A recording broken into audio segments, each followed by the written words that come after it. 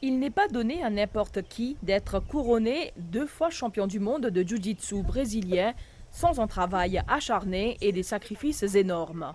D'où tire-t-il tant de force mentale et de détermination? La clé de son succès, la famille. Sans un encadrement soutenu et d'encouragement sans faille, Kailash Patan n'aurait pas pu en arriver là. Ce sportif de 41 ans porte fièrement ses 2 titres mondiaux. Le premier, acquis au terme d'un parcours incroyable à Los Angeles.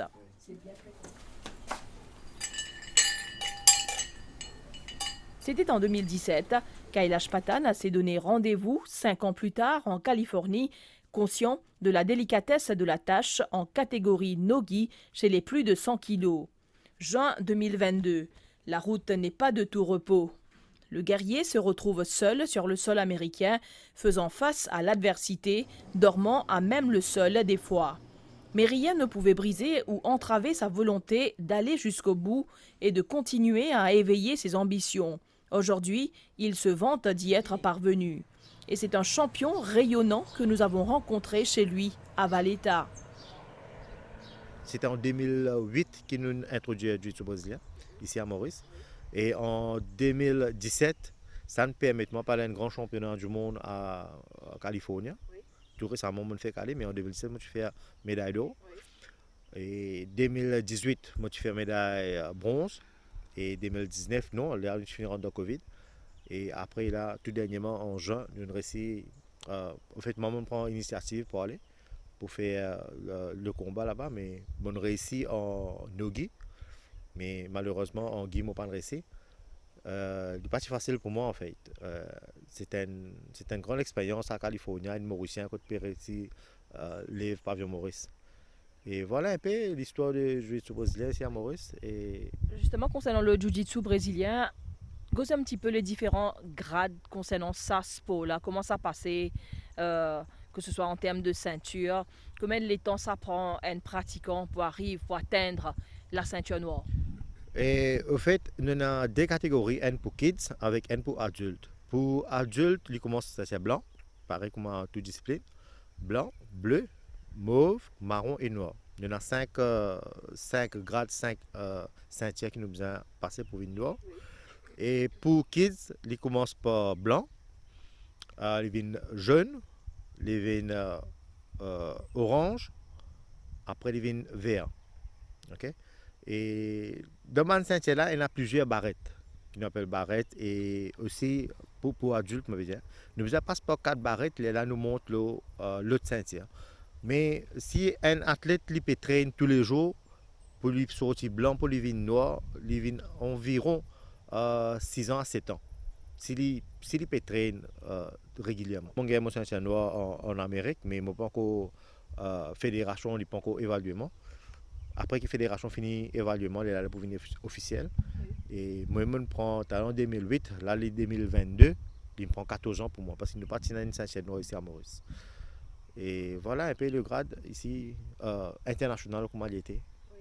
Ouais. Malgré qu'il n'est pas reconnu, sa fédération n'est pas reconnue par le ministère, c'est pas aux passion, ou fin guidé pas aux passion au final aux États-Unis à 2 reprises où finalement la médaille d'or. Donc, Bizen a vraiment une passion pour ce sport-là, malgré toutes les difficultés où on prend les devants au final dans sa compétition. Oui, et définitivement, il n'est pas facile. En fait, moi, je fais mais je suis capable de faire un appel avec l'autorité qui, devant, est capable de reconnaître le sport.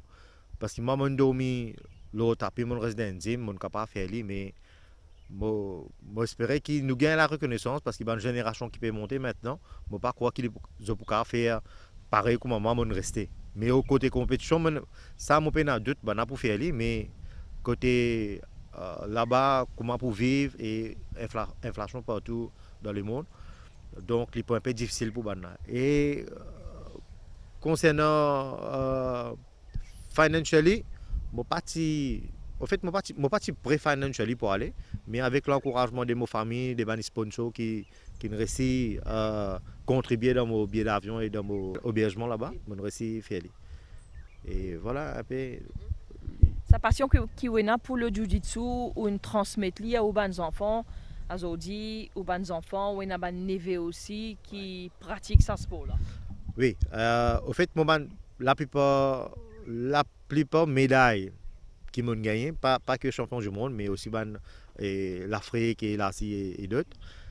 Tout ça, les médailles-là, c'est me montrer aux enfants, c'est un exemple. C'est un exemple. Si les parents peuvent faire ça, qui fait pas eux. Si moi, ça l'âge, à l'âge 41 ans, qui m'a dit la fois dernière, là, c'est just a number. Et définitivement, un jeune qui peut monter, et comment nous connaît, un grand fléau côté la drogue, côté tout ça. Donc, je suis capable de tirer les enfants, là, côté mauvais chemin, viennent vers moi, qui moi, je suis capable de faire, les autres, je suis capable de faire. Et Maurice est dans sa place, champion du monde, et n'importe quelle compétition concernant le jiu-jitsu brésilien, ben, athlète qui nous a Maurice, je suis dans sa place. Kailash Patan, si vous pas pratique le jiu-jitsu, si vous pas dans au travail, qui vous ban passe-temps? Et mon passe-temps, enfin, c'est cinéma, mon contact de film, avec les enfants, la plupart du temps, je passe mon temps. Et au fait, nous pouvons faire un tournage d'un film qui s'appelle High Five. Et ça, c'est mon passe-temps avec en collaboration avec Skylight Pictures. Et ça, c'est mon passe-temps qui toujours me fait tout ça, là, c'est pour les enfants. Ok, quand les enfants pour capable suivre, devant nous pas connaître qui est qui péna, donc Covid nous apprend beaucoup d'affaires. Devant nous pas connaître qui est toujours je peux gagner un métier, toujours je peux gagner une petite chose qui je peux capable d'implémenter dans l'avenir. Il se décrit comme un homme de famille et salue l'engagement et le dévouement de ses proches, sa mère, ses 3 enfants ou encore son épouse. Una, en tant qu'épouse de Kailash, dis-moi qui ça fait ou d'avoir un champion du monde dans la famille ou connaît qui au bonhomme, lui aussi encourage les enfants vers la pratique du sport. C'est une grande fierté. Déjà parce que toute une peine à sa sens là pour réaliser le rêve comme un championnat du monde. Et toute une peine un championnat du monde à la maison que Dieu. Alors pour moi c'est vraiment une grande fierté. Surtout pour mon garçon qui quand il est ce papa c'est comme c'est son héros pour lui. Alors l'exemple qu'il lui donne aux enfants c'est vraiment extraordinaire. Les enfants vraiment envie de suivre lui, ils ont envie de venir à ce niveau-là, pareil comme papa. Cela fait plus de 10 ans qu'il évolue dans le monde des arts martiaux. Il se souvient de ses débuts en optant pour le jiu-jitsu traditionnel. Au commencement même, je suis adepte de sport de combat. Je suis content de faire sport de combat. Et après, mon quand un professeur qui appelle Sad Doulois, et malheureusement il parle aujourd'hui, mais on apprend beaucoup avec lui. C'est lui fait du jiu-jitsu traditionnel à Flac. Mais j'ai débuté avec du jiu-jitsu traditionnel et après il y a Tofik John Bakas qui t'amène du jiu-jitsu brésilien. Et là, nous décidons pour implémenter du jiu-jitsu brésilien ici à Maurice pour éparpiller un peu partout. Et nous gagnons un peu d'adeptes, nous gagnons un peu du monde pour venir pratiquer le sport. Mais nous passons un instructeur à search pour montrer nous. Donc, nous invitons beaucoup d'instructeurs et quand nous sommes en réunion, un professeur réunion et d'autres professeurs qui sont venus. Et après, nous commençons à améliorer techniquement. Après, nous gagnons beaucoup d'adeptes qui nous joignent après. Et voilà, après, nous commençons le jiu-jitsu brésilien. Maurice nous fait une petite compétition locale. Nous-mêmes, nous pouvons participer. Au fait, nous avons un jiu-jitsu brésilien ici à Maurice. Et là, nous réussi, permet nous qu'il y a une petite compétition comme la Réunion. Nous introduisons aussi à Rodrigue et Sud-Afrique, tout ça. Là, nous avons connu l'importance ça valait qu'il y en a à l'extérieur. Et après, nous décidons pour faire plusieurs écoles à Maurice. Tout dernièrement, nous avons réussi à faire implémenter une fédération. Son amour infini pour les arts martiaux a inévitablement ouvert la voie à ses enfants. Sans surprise, aujourd'hui, son fils Ariane et sa fille aînée, Hanchi, sont des adeptes du jiu-jitsu brésilien. Hanchi, ton papa, 2 fois fait champion du monde en jiu-jitsu brésilien et toi aussi, tu pratiques ce sport-là. Donc, en toute logique, c'est ta source d'inspiration, c'est ton papa. Raconte-nous comment ça fait commencer pour toi et tes débuts dans ce sport-là en tant qu'individu. Effectivement, mon papa, c'est ma source d'inspiration. C'est lui-même qui nous met nous là-dedans, pas juste moi, mais mon frère. Nous avons le training tout ça ensemble. Fait plus que 10 ans qu'il me là-dedans. Au fait, mon habitué avec lui, mon papa commencé, mais depuis mon petit, me là-dedans même. Alors, mon habitué avec lui comme ça. Depuis mon petit, j'ai commencé à partir de l'âge 5 ans à peu près. Je continuais. des fois, je suis content à l'entraînement. Il se fait faussement pour m'aller. Et maintenant, mon petit frère aussi, depuis qu'il est né, il est content de faire ça. Tout à fait, il suit mon papa. Mais nous aussi, nous inspirer pour que me dire faire pareil que moi, faire champion et tout. Et d'un côté, tu as les études et de l'autre côté, tu as le sport de haut niveau, tu as le jiu-jitsu. Dis-moi, comment tu arrives à balancer les deux? Au fait, le sport n'a pas affecté mon étude, mais au contraire, comme si dirait, je ne pas juste l'éducation, mais il est comme si une distraction pour moi aussi. C'est-à-dire, à l'entraînement, tu vois, me défoule moins, casse un peu les routines, disons, au lieu de études, qui m'a dit, il y a un peu trop, ouais, voilà, il est trop monotone. Ça balance un peu l'étude, les autres activités, faire training et aussi keep fit en même temps. Tu comptes continuer avec ce sport-là. Bientôt, tu vas dans les examens internationaux. Donc, est-ce qu'il y a un moment donné, tu penses pas arrêter ou bien tu comptes continuer à, comment tu es capable, peut-être, ultimately, gagner ceinture noire? Oui, moi, je continue, même si dans l'examen aussi, pendant l'époque de l'examen, tout ça, je pas trop allé, mais je continue parce que si nous arrêtons au fait de jiu-jitsu, nous perdons beaucoup. Mais pour que je keep up un petit peu, je continue à aller un des coups, pas trop aussi souvent qu'ils m'ont habitué à aller. Dans un autre ordre d'idées, son sport privilégié a rencontré un petit contretemps. Suite aux modifications apportées au Sports Act en 2016, le jiu-jitsu brésilien est une discipline non reconnue, contrairement au jiu-jitsu traditionnel.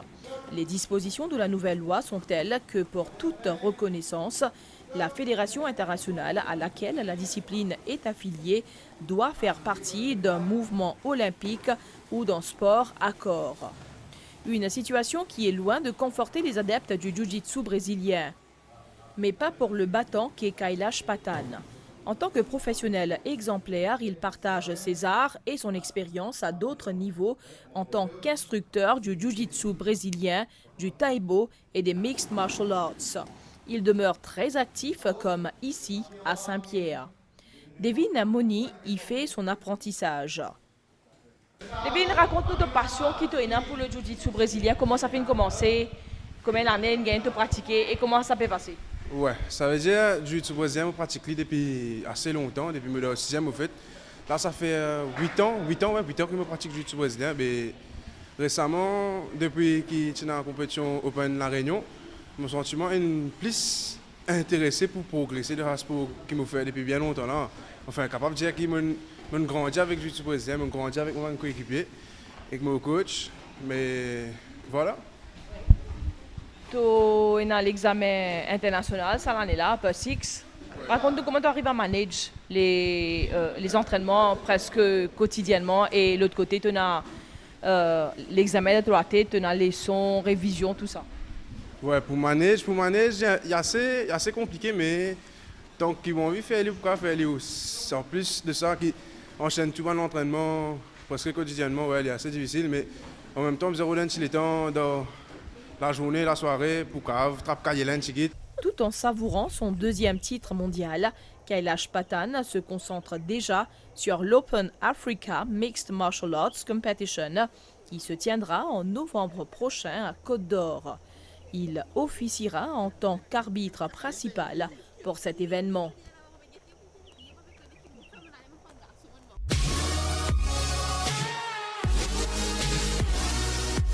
Le projet de l'Académie olympique fait son chemin tranquillement. Lancé en septembre dernier au lycée des Mascareignes, ce programme est destiné aux sportifs d'élite âgés de 15 à 17 ans.